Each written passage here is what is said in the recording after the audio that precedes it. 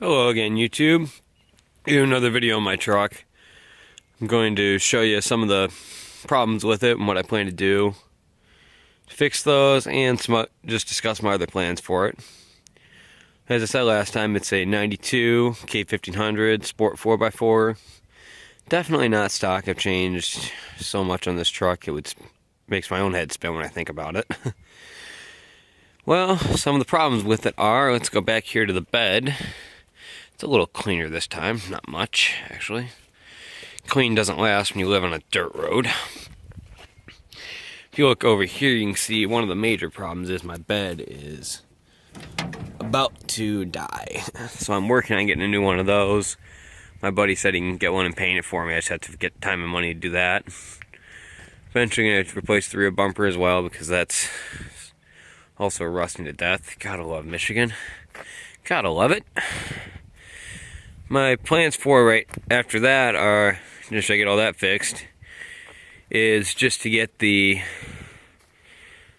front suspension. I'm planning on solid axling this truck. It's got 265,000 on the IFS, and it definitely needs to go soon, because I really don't feel like rebuilding it, because I'd have to special order parts from Superlift. Go figure. And as I've found out, their customer service department is a bunch of assholes. On the inside, don't have that many plans for it, really. Cleaner this time to be able to see a little better, but I've got the buckets, like I said, which are amazingly comfortable. Hang on while I climb up here. It's the floor shift 4x4, which is so nice to have it. I'd rather deal with that than the push button any day.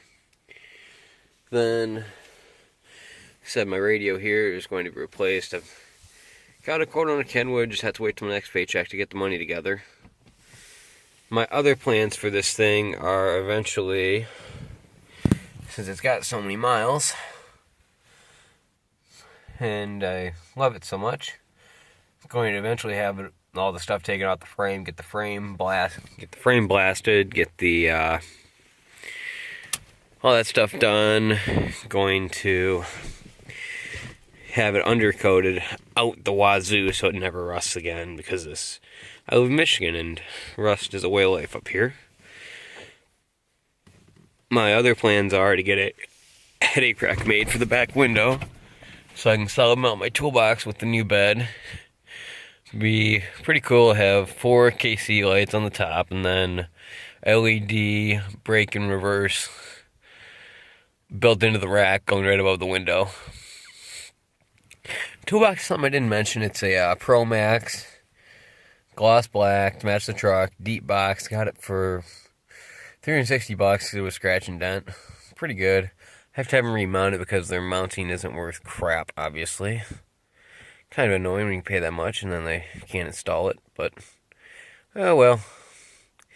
I'll get that fixed soon enough. A couple other things I plan to change are the climate control unit here is on the fritz. It'll randomly work, some days it won't, so I'm going to order a new one of those. Hope that solves the problem. Thinking purple LEDs in the dash here. All this will be purple along with these, since I could do blue to match that little spider on the amp there lights up. If you can see it, hang on. Right there, that lights up blue at night, which is really cool.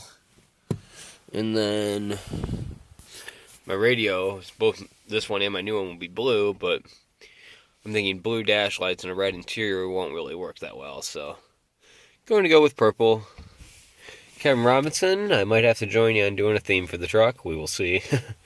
Because one of my groups I'm associated with does pancreatic cancer, which is also purple for the color, so I might have to do that. I don't know. But other than that, I've also got parts in my barn up there. You can see my shed there. There's parts to a 383 stroker in there. I'm eventually going to throw together when everything else lines up to do it. For now, though, my order is get the bed done and then get any other rust fixed, get the headache rack built, which the headache rack is actually free. I just have to buy the lights for it. off a trade deal I have. Buddy owed me some fab work. Gonna finally use it. Then start getting parts together to do a solid axle swap up front and put a 14 bolt semi float in the rear. I'm gonna stay 6 lug just because I like my wheels and I really don't want to pay up the wazoo for the 8 lug stuff because 8 lug is so friggin' expensive. I like what I have. I want to stay with it. So that's my plan. I'm still going to build it as close to bulletproof as I can because eventually, with a little help or a little luck, this truck will be going on the Ultimate Adventure with Peterson's Off-Road whenever I get time, when I actually get it finished, which will be a few years at least.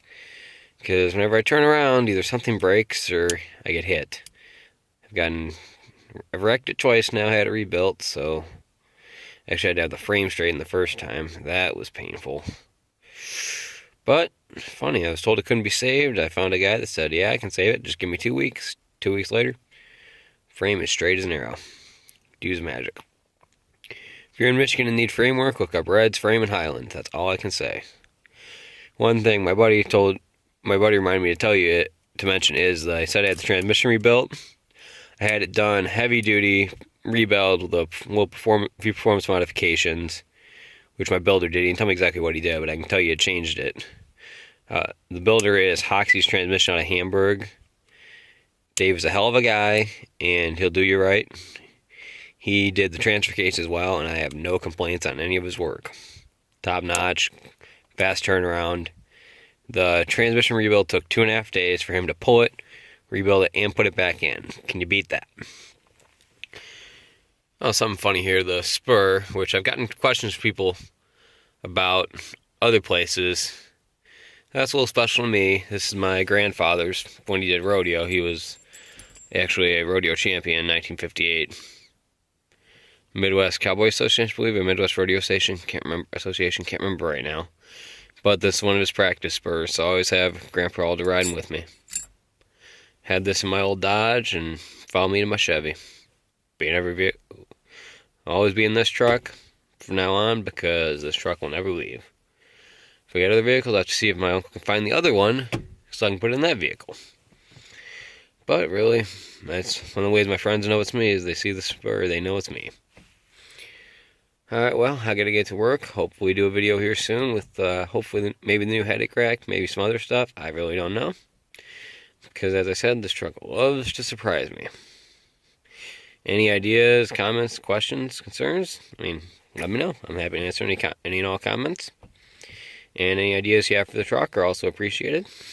Because Lord knows I'm always looking for new ideas. That's all, YouTube. I'm out.